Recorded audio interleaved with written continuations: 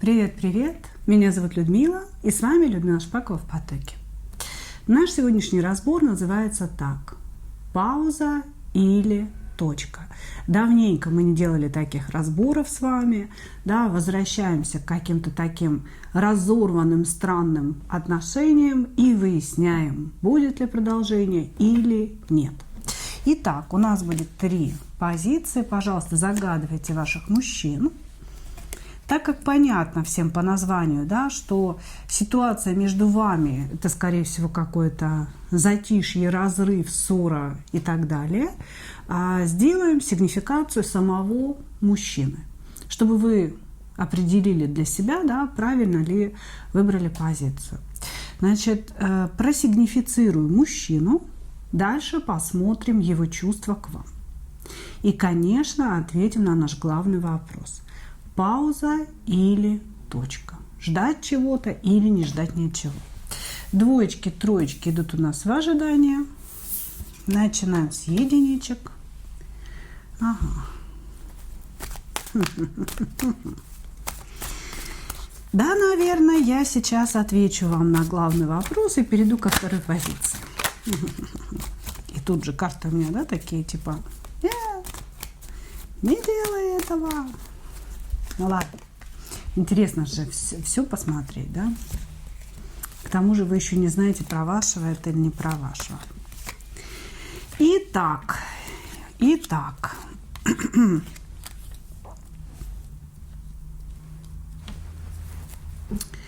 Ага. Ну, мужчина находится далеко от вас.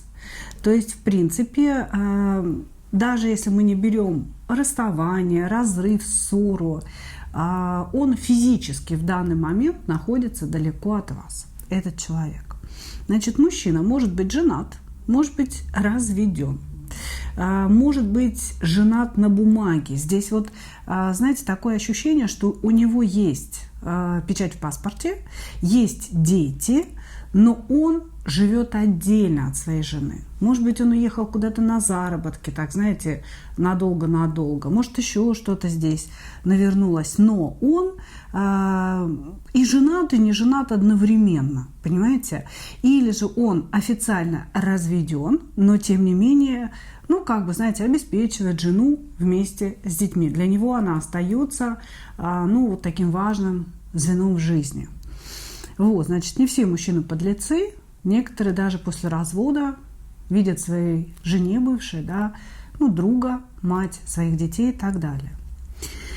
Вот, значит, что можно сказать о человеке? Ему пришлось как-то, знаете, быстро повзрослеть. Раньше у него было ощущение, что он, ну, настоящий император, настоящий мужчина, что он все делает правильно в этой жизни, семью создал, да, имеет какую-то работу, деньги. Но по сути, у этого человека было какое-то искаженное представление о своей крутости. То есть он был маленьким мальчиком, который капризничал, топал ножками, что-то там требовал, хотел повышенного внимания, а думал о себе, что он прям вот настоящий мужик. И в его жизни случилось что-то очень серьезное. Может быть, это развод, может быть, какая-то авария, или человек заболел чем-то серьезно, или попал в зону военных действий. Да? То есть вот случилось что-то, чем он не мог руководить, что-то, что он сам не делал. То есть вот это все начало происходить с ним, да, как бы даже если разговор о разводе, то он тоже мог внезапно этот развод случиться. Или, допустим, поведение жены было каким-то непредсказуемым. Вот. Значит, мужчине пришлось быстро повзрослеть. То есть вот в некой жизненной ситуации он понял для себя, что же такое настоящая взрослость. Понимаете? Не вот это вычурное какое-то, знаете, я не знаю, показательство, выпендрежность какая-то, понимаете? А истинная настоящая взрослость, да, которая равно мудрости. мудрости, пониманию жизненных процессов. Вот он сейчас, значит, уже такой весь повзрослевший, понимает, что не всегда надо требовать что-то, что он хочет, что на людей нужно смотреть с позиции, наверное, того, что они из себя представляют, что они хотят, и понимать, что у них тоже есть свои желания, свои потребности. Ну, грубо говоря, что в этом мире существует не только он, да, а еще какие-то другие люди. Если хочешь с ними общаться, учитывая их интересы. Вот так. Что еще интересного? Знаете, здесь жизнь реально разделилась на до и после. В состоянии до, да, он был такой изнеженный, весь такой уставший от женского внимания. Да мне ничего не надо. Да, Господи, тёлки за мной там толпой бегут. То есть он ни за кем не ухаживал, он, ну, скажем так, активно, да, по-мужски, все время ждал, что ему вот любое благо жизненное упадет само собой, да, сверху. А вот в этом состоянии после, да, когда человек повзрослел, он как будто бы стал видеть жизненные процессы такими, какие они есть. Вообще, знаете, вот я бы сказала так. Значит, с человеком случилась беда. Ну, может, он там откуда-то упал, или авария, или еще что-то. И, может быть, пострадала голова его, да, вот в процессе этой беды. И, может быть, он даже был в какой-то коме, да, в отключке и так далее. И как будто бы вот он очнулся другим человеком. Здесь показывает, что человек вот бабах. И пошли очень серьезные внутренние духовные прозрения, переживания и вот это духовное взросление. Я бы сказала, что у мужчины здесь очень положительные перемены, да, наступили вследствие большой-большой беды, большой проблемы. Хорошо, переходим к вам. Переходим к вам. Посмотрим, есть ли у него к вам чувства.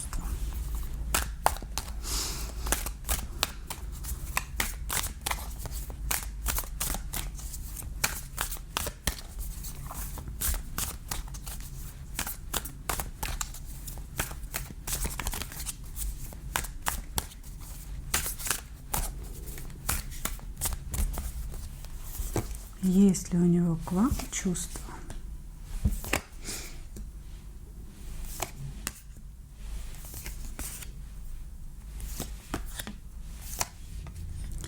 Он очень устал от боли.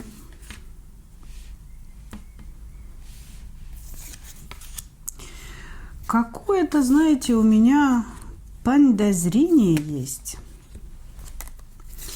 что беда, которая с ним случилась, из-за которой он вырос и повзрослел так резко, но она как-то, знаете, то ли с вашей подачи случилась, то ли из-за вас это случилось, то ли разрыв с вами вот на него так подействовал, да, я бы сказала, то ли ему за вас прилетел какой-то бумерангище, назовем это прям таким мощным словом. А идентичные арканы выпадают, понимаете, на его чувства и на его сигнификацию. Значит, я вам хочу сказать, что этот человек в свое время, вот до вашего разрыва, да, молчания, возможно, испытывал к вам очень бурные чувства. Они шли по дьяволу, его от вас прям колбасило. У него стоял весь организм от низа доверху. Вот. И, конечно, это была страсть, это было желание обладать вами. Вот хочу ее, такую классную, да, наполненную, моя, будет моей. Но человек абсолютно не думал о будущем. Он не думал, что он вам даст, как вы что там будете строить. Ему было по хренам. Ему нужно было ваше тело, ваши эмоции, ваша любовь, ваше восхищение. То есть вот он прям нуждался в том, чтобы вы ему что-то такое говорили, признавались в любви, ждали, не спали ночами, понимаете? Он находился в энергиях вот этого дьявола. Его самого колбасило, и он требовал этого от вас. Почему я говорю все это в прошлом? Потому что в данный момент человек забил эти эмоции, забил. То есть карты говорят следующее. У него к вам есть очень сильное притяжение. Это, знаете, как такой затлевающий уголек, на который стоит лишь подуть слегка, и он разгорится вновь, из которого разгорится пламя мгновенно. Но он вот это свое притяжение по дьяволу, да, он его прям как-то затушил, забил, как будто бы человек прям работал над собой, чтобы вас никогда больше не желать. Разговор не о любви. Разговор о страшном желании вами обладать, о страсти, вы знаете, как будто бы он пил ваши эмоции, о необходимости подпитываться через вас, как будто бы вы были для него зарядным устройством. Понимаете? Вот. И сейчас, так как нет возможности это все получить, человек закрыл все свои эмоции, своего дьявола, свое притяжение в какой-то дальней темной комнате на 10 замков. Он говорит: я устал от боли, я устал надеяться на что-то, я устал переживать, я устал ее хотеть, я устал, меня измучило это желание обладания. Все это меня добило. Не хочу, не буду больше. И он при помощи вот каких-то, может, психологических практик, да, затолкнул вот эти все свои эмоции куда-то подальше. Ну вот так выглядят его чувства. Понимаете? Они как бы есть, но они не то чтобы даже проработаны. Они как будто бы спрятаны и завалены, знаете, еще чем-то, чтобы, не дай бог, не выглянули, и ему там дьявол этот не маякнул. Ну, дьявол-то хрен спрячешь, слушайте. Господи, зачем так сильно стараться? Все равно вылезет. Пауза или точка? Помните, я сказала в начале расклада, да, что могу сразу дать ответ. Ну, потому что здесь лежало колесо фортуны, на дне колоды был рыцарь мечей.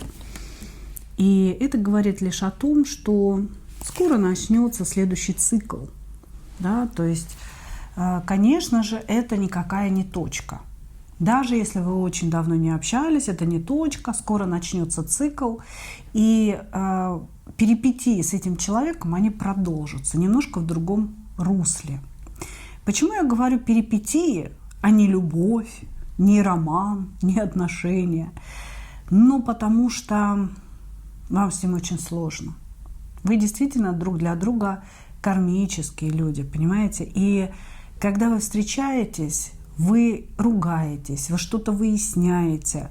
У вас постоянно такое, знаете, то тянет безумно друг к другу, то вы ненавидите друг друга, но все равно тянет. То есть вот этот дьявол, он для вас, конечно, такой изматывающий и для вас, и для человека, для мужчины.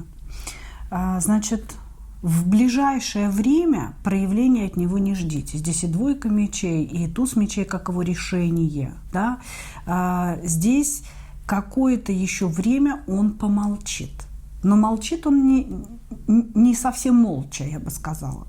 Потому что рыцарь Пентаклей – это все-таки такое, знаете, уже намерение к написанию вам сообщения. Этот человек молчит с телефоном в руках. Этот человек молчит, сидя в вашем диалоге в мессенджере. То есть он смотрит, когда вы выходили, он что-то ждет, он медлит, он не решается на что-то.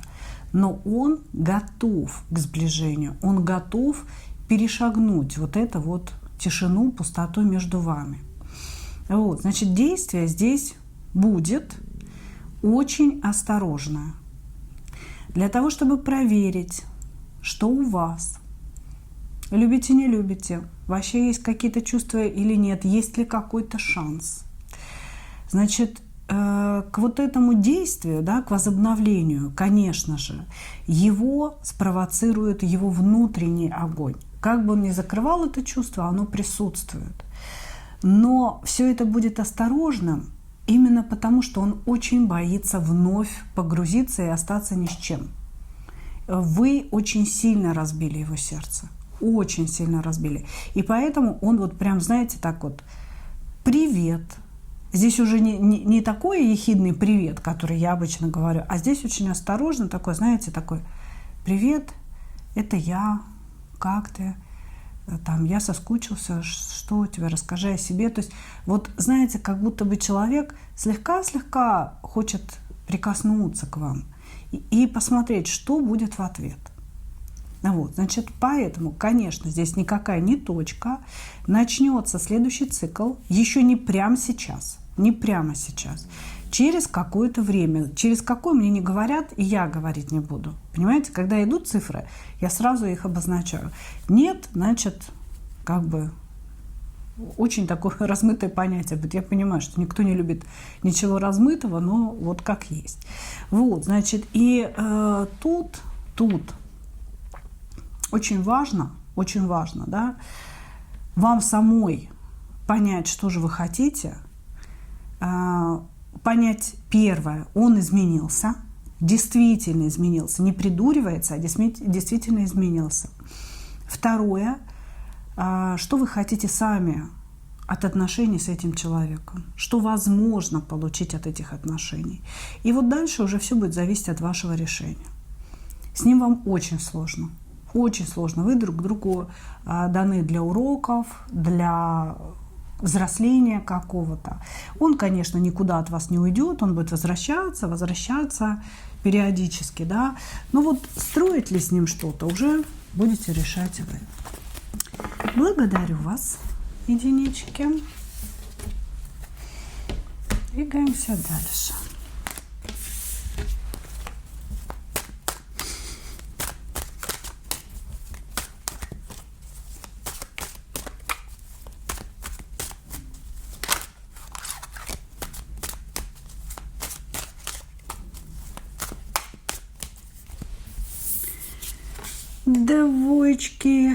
Двоечки. Угу.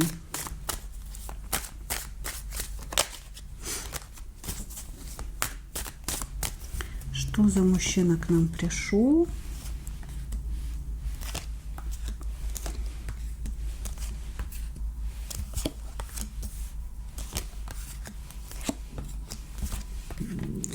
Этот мужчина, он у нас, знаете, по всем раскладам блуждает.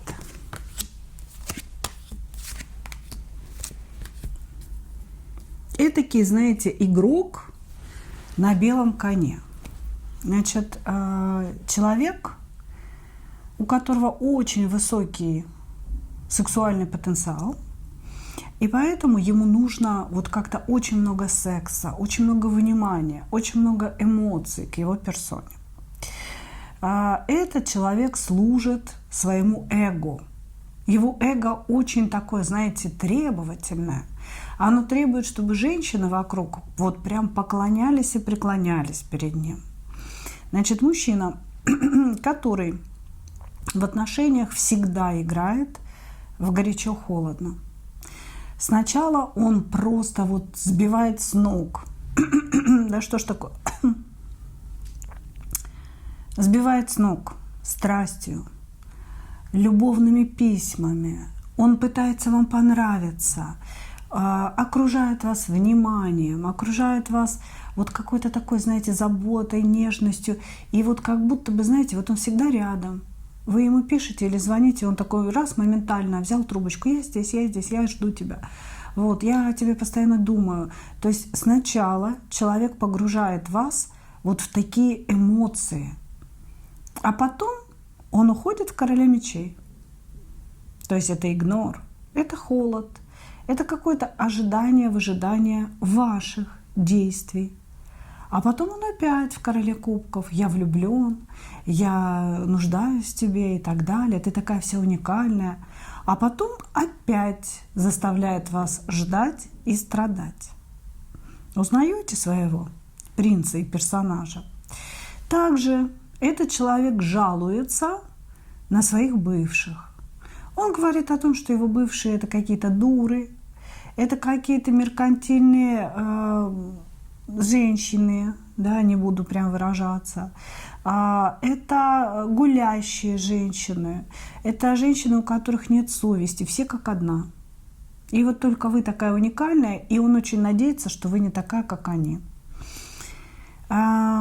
Вот это все, что я описала, это его схема.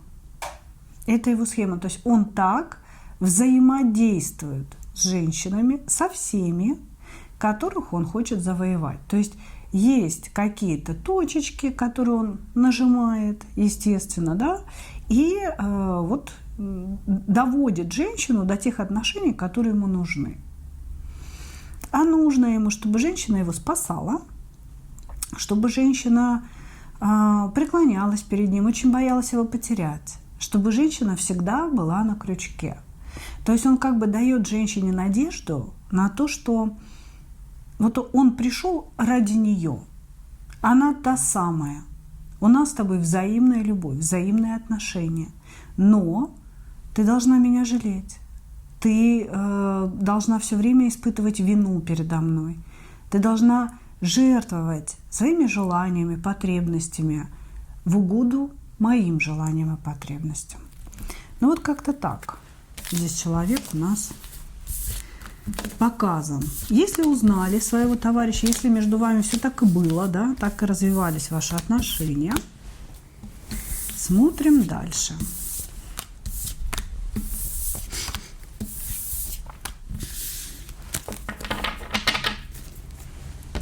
Его чувства к вам на сегодня.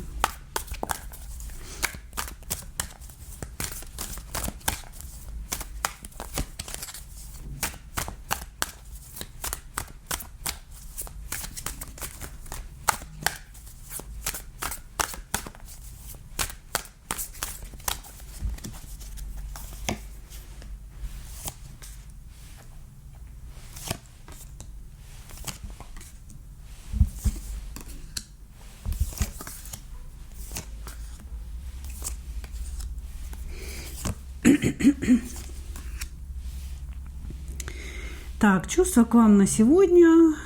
Человек, во-первых, показывает, что вы ему не нужны, а на самом деле нужны. Здесь идет такая, знаете, демонстрация, перевернутый жрец. То есть он везде, в социальных сетях, у ваших общих знакомых или вот еще где-то, где вы можете увидеть, показывает, что он счастлив с кем-то другим. Может быть, со своей семьей, с женой, да, может быть, показывает другую женщину, может быть, отдых какой-то, да, там показывает. Но он везде демонстрирует свое безумное счастье без вас. Без вас. На самом деле, этот человек в вас влюблен. Значит, он в вас влюблен, он очень болезненно относится к своей зависимости от вас. Он говорит, эта зависимость, она меня порабощает. Она делает меня вот каким-то не мной. Я всегда с женщинами привык быть манипулятивным, привык быть на первом месте, да, и я никому не хочу ничего чувствовать. Вообще, в принципе, не хочу я чувствовать. Кроме сексуального влечения мне нафиг ничего не надо. Вот. Но к вам он чувствует. Причем, понимаете, влюбленное солнце, десятка кубков говорят о том, что человек чувствует сильные чувства. Это притяжение сердца. Это когда с вами хорошо, как дома. Вот он общался с вами, да, в момент общения с вами, он абсолютно счастлив. То есть человек был в этот момент абсолютно счастлив, потому что солнце – это аркан здесь и сейчас. Вот сейчас я счастлив. Мы же все с вами понимаем, да, что счастье – это такое эфемерное понятие. Оно не может длиться долго. Это несколько мгновений, несколько секунд. Вы испытываете это ощущение, вырабатываются гормончики определенные, да, а потом остается послевкусие. И вот он говорит так о вас. Он говорит, что когда она была рядом, когда мы общались, когда там она писала или смотрела мне в глаза. Я испытывал вот это ощущение счастья здесь и сейчас. И я ни с кем не испытывал этого ощущения. Мне хотелось его продлить максимально долго. Я люблю ее, говорит он. Значит, но здесь, скорее всего, или мужчина одновременно заводит несколько романов, или он женатый, да, и вы есть третий фактор. Потому что все-таки влюбленные, да, потому что это аркан выбора между чем-то и чем-то. Это аркан, который говорит о том, что человеку, вот этот выбор, он достаточно болезненен для него, да, ему нелегко сделать этот выбор. Соответственно, внутри этого человека, да, присутствует такой момент. Он любит вас, он хотел бы этих ощущений, этих эмоций, хотел бы вернуть вот эту всю историю между вами, но по какой-то причине, да, он то ли не делает этого выбора, да, то ли этот выбор невозможен, вот так вот можно сказать, да. Есть обстоятельства, которые его останавливают. И у него еще, знаете, такое ощущение, все равно ничего не получится. Даже если мы сойдемся снова, да, вот я опять в это погружусь, я буду эмоционально наполнен, я буду счастлив с ней, конечно, да. Здесь и сексуальная энергия, и любовь сердца, то есть вот как-то все смешано в вашу сторону. Но это опять будет самообманом, потому что все кончится плохо, все кончится пустотой, невозможно продолжение между нами, говорит он. Но чувство у человека есть. Несмотря на демонстрацию своего великого счастья с кем-то другим. Хорошо. Пауза или конец?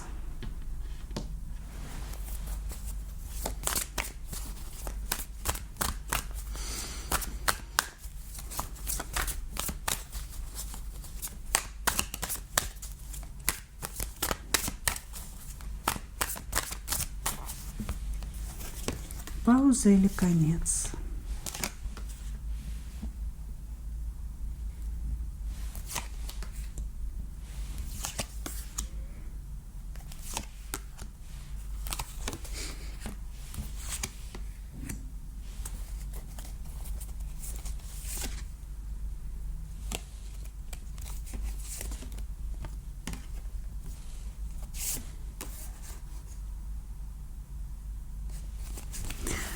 Вы знаете, по аркану смерть я бы сказала, что это конец, что это точка. Точка, которая обнуляет все то, что между вами было, и как будто бы возвращает вас обоих, в какое-то такое изначальное положение, да. Здесь очень странно показывают, очень странно показывают. Я пока, да, вот я скажу вам так, пока я не вижу проявления этого мужчины. Явных открытых проявлений в вашу сторону не вижу. Вообще. Да, он не намеревается это сделать. И не намеревается ничего возвращать. Но он подглядывает за вами. Он незримо присутствует в вашей жизни. Он мечтает о взаимной любви, о вас, как о своей женщине. Как будто бы, знаете, человек пребывает в фантазиях, да, и в этих фантазиях вы вместе. А подпитывает эти фантазии он через наблюдение. В интернете, возможно. Я не знаю, где там разные существуют, да, методы наблюдения. Вот. То есть человек так и так рядом с вами, он никуда не делся. Он рядом с вами. Но каких-либо действий к прерыванию этого молчания, к возобновлению ваших отношений я не вижу. Пока на сегодня это точка. Он так и будет сидеть в кустах, наблюдать за вами, исходить слюной и фантазировать. как говорится, понимаете, не скажешь ничего другого, что нам рассказывают карты, мои дорогие. Благодарю вас. Двигаемся дальше.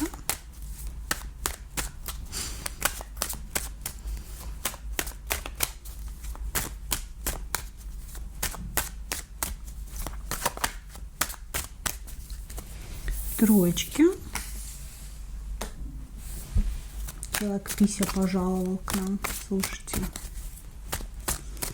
Посмотри, какая у меня пися.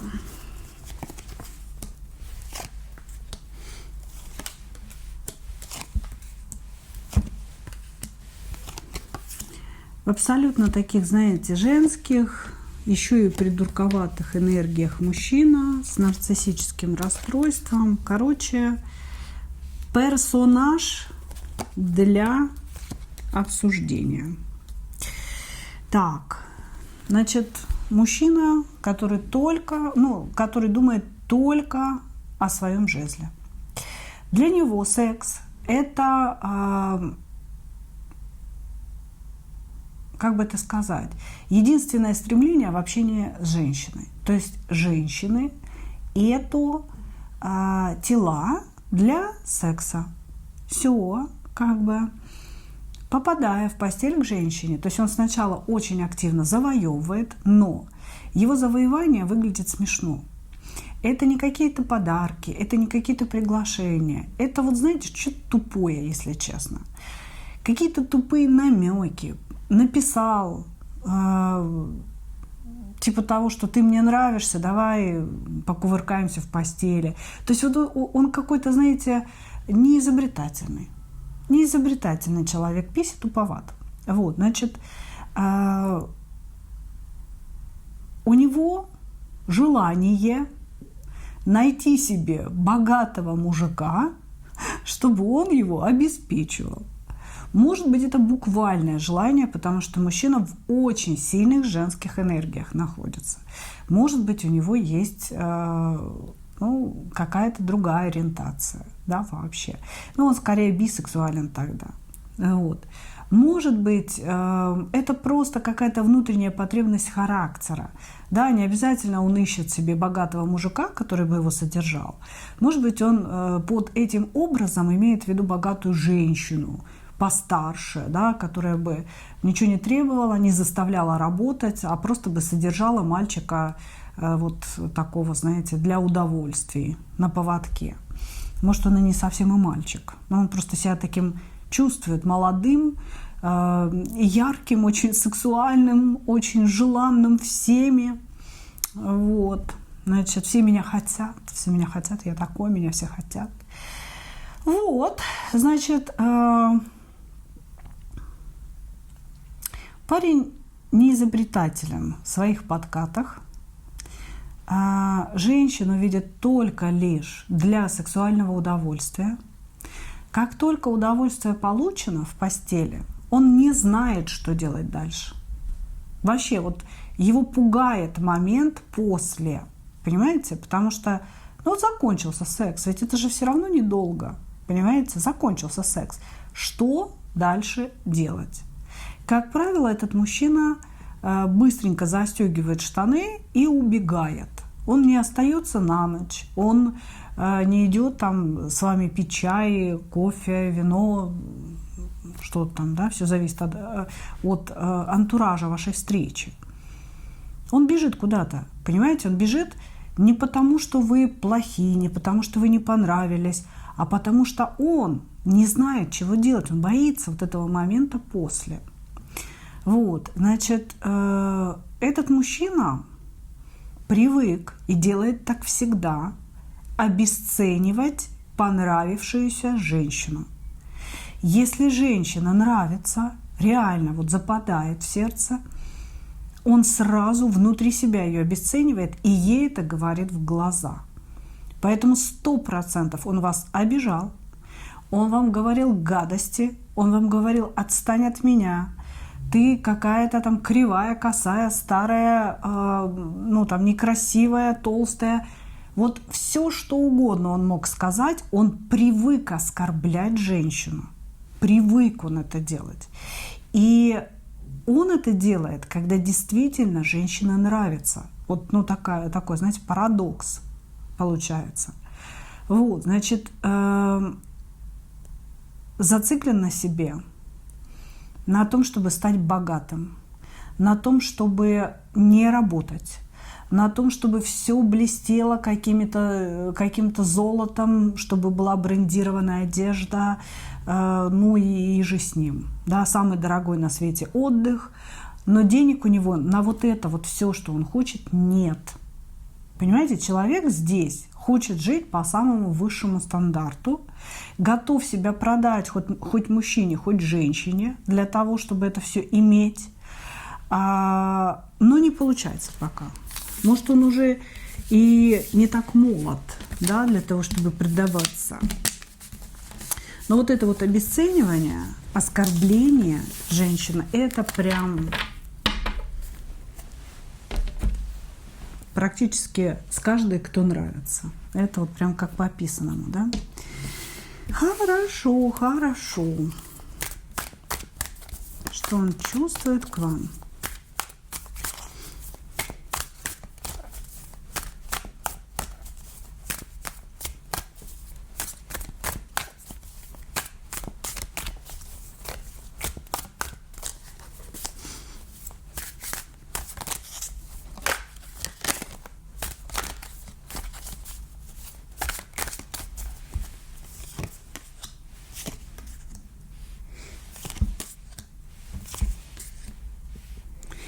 Тяжело, потому что что-то не получилось. Он расстроен. Он расстроен от того, что у него не получилось взять над вами верх. Понимаете? У него не получилось взять верх, потому что вы оказались какой-то прошаренной. Я бы так сказала. Как будто бы вы считали вообще все его поведение, вы считали, что от него ждать, и не дали ему что-то. Может быть, вы не пошли с ним в постель, да, если здесь такой акцент именно на жезле и все, что с ним связано. Может быть, что-то еще не дали, может, он от вас денег хотел, да, не захотели продолжать. Знаете, такое иногда бывает, что вы могли с ним там и переспать, и встретиться, да, а потом просто он не успел вас обесценить, вы сделали это первой, да, и сказали ему, блин, ну, он, может быть, спросил вас, да, ну, что тебе понравилось, а вы ему такая, ну, слушай, бывало и лучше, честно говоря, я недовольна вообще в этой ситуации с собой, что я вот тебя выбрала, да, и пошла с тобой, если честно, как-то вот я собой недовольна, слушай. Пока. И вы ушли первой. Вот здесь какое-то ощущение, что вы этого парня оставили с носом. Понимаете? Он охренел. И вот в этом охреневшем состоянии он находится до сих пор. Это же, понимаете, такой переворот сознания. Он всегда себя чувствует ведущим. Он всегда чувствует, что он чем-то управляет. Если у меня не получается получить, я ее сейчас унижу, обесценю, оскорблю, да, будет знать, с кем связываться. А тут что-то не вышло. Вы его опередили, вы его обманули, вы его переиграли. Вот прям чего-то такое здесь было. И он из-за вот этого вашего поведения на вас залип. Я не скажу, что это чувство. Я не скажу, что это там любовь, не любовь, да. Это залипание на женщину, которая оказалась хитрее, мудрее, которая не далась, от которой не получилось вот взять то, что было запланировано. Понимаете? Вот такие чувства. То есть здесь присутствует залипон на вас, какие-то тяжелые ощущения проигрыша, что что-то у меня не вышло, что-то не получилось, я проиграл. Никто не любит проигрывать. Вот, она меня обманула, потому что она видела дальше, чем я. Какая-то она слишком оказалась мудрая и хитрая женщина. Вот. Значит, у меня не получилось выглядеть императором рядом с ней. То есть как будто бы вы его обесценили, и он, знаете, такой вот сидит облитый помоями и обтекает. Вот какое-то такое интересное ощущение от вашего взаимодействия. Хорошо. Пауза или точка.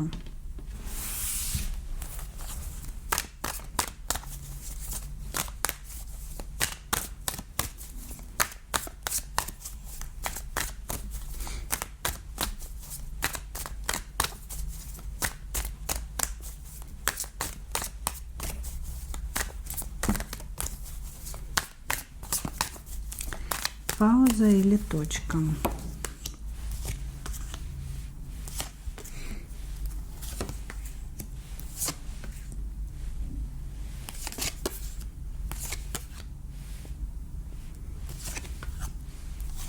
Здесь, скорее всего, у вас уже очень длительная молчанка. И скоро товарищ на связь-то выйдет. То есть здесь может быть, знаете, разная ситуация. Или вас просто столкнет судьба, или он все-таки сам напишет чего-то там, какие-то слова. Или он к вам подойдет, если вы где-то встречаетесь с ним, да. То есть здесь скоро будет выход из вот этой молчанки, игнора и так далее. Но мужчина этот выйдет лишь для того, чтобы победить вас, лишь для того, чтобы почувствовать, что нет, все-таки как бы я гештальтик-то свой закрою относительно нее. И все равно разрушится. То есть здесь будет новый виток, никто ничего не говорит. Появившись, он будет делать из вас императрицу, он будет говорить вам: ты самая уникальная из всех уникальных, ты та самая женщина на всей земле для меня, ты создана для меня, будь моей, я, значит, сейчас звезду там тебе с неба принесу. Вот. Клясться, божиться будет, что с прошлым покончено, какое бы оно ни было, и что вот теперь только с вами, и вот только вы. И я ехал по ночному шоссе и думал, теперь только к ней, теперь только с ней. То есть вот эти все песни он будет вам петь, но вы, вооруженные уже, да, знаниями с этого расклада, должны знать, что все эти песнопения, чтобы вас урыть, понимаете, чтобы вам отомстить за свое обесценивание, за то, что вы его обесценили, за то, что он с вами рядом почувствовал себя плохо. Не императором, а какой-то говняшечкой. Понимаете? Вот.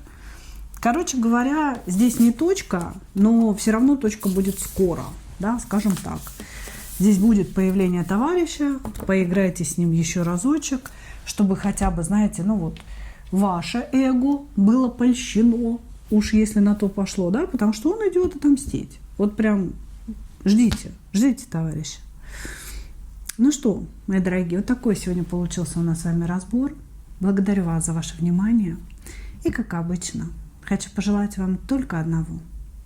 Встретить свою настоящую любовь и не потерять в ней себя.